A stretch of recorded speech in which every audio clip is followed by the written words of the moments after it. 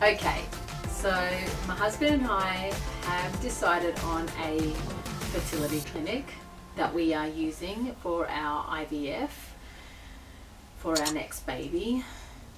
Now, just to get you into the process that we went through. So the first initial step we had to do was a consultation with my nurse. So the nurse is the lady that I'd be seeing throughout the whole process, who would always be doing my scans and sending me my plans and bookings. So when my husband and I both had to go in, so the first thing she wanted to do was for us to get some blood tests done. So we had that done, and then my husband also had to get his sperm count and tested to check how good they were, basically. So from at that point on, I was also to have a interview with the doctor, so I was able to have a Zoom meeting, and at that point that was to give us the information on our bloods and obviously how good my husband's sperm test went. Okay, so the doctor had let me know that husband's sperm tests were very good, very high percentage sperms available that were going to be ideal for the actual implantation into the embryos as well.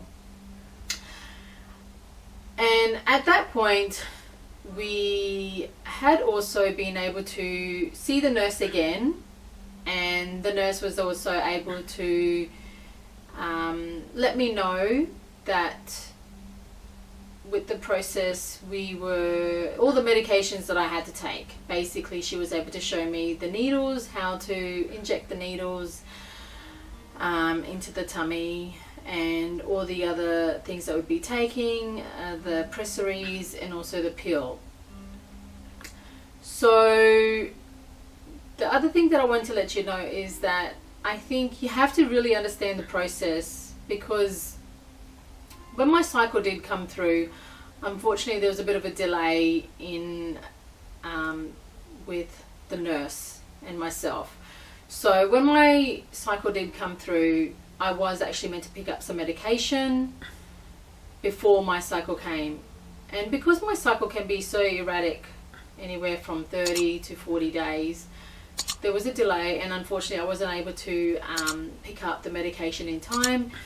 And my cycle did come, and I was able to have a meeting with the doctor, and I was able to let them know that my cycle did come. But unfortunately we missed out on that cycle because I had to take some medication on day 2, which was the pill. So at that time, we had noticed that obviously I'd missed that cycle. So it wasn't until another 35 days, unfortunately, that I could start that cycle with taking the medication and seeing the nurse again and just being able to start that process. So that whole delay can really disrupt things, and I think it can also sometimes play with you mentally. And sometimes you might think, is it your fault? Is it the nurse's fault? Is it the doctor's? And I think at the end of the day, you have to remember that unfortunately when you're going through this process, the nurses themselves, they have so many clients that they have to deal with.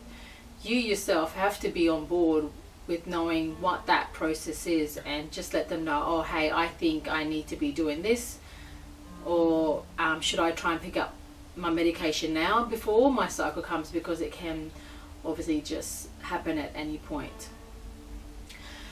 So from this point, I had to just wait till my cycle did come through, which, like I said, wasn't for another 35 days, I think.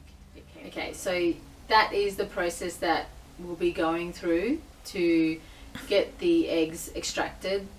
So it's waiting on the number of eggs to be matured, and from at that point the doctor would take those eggs to be able to get frozen.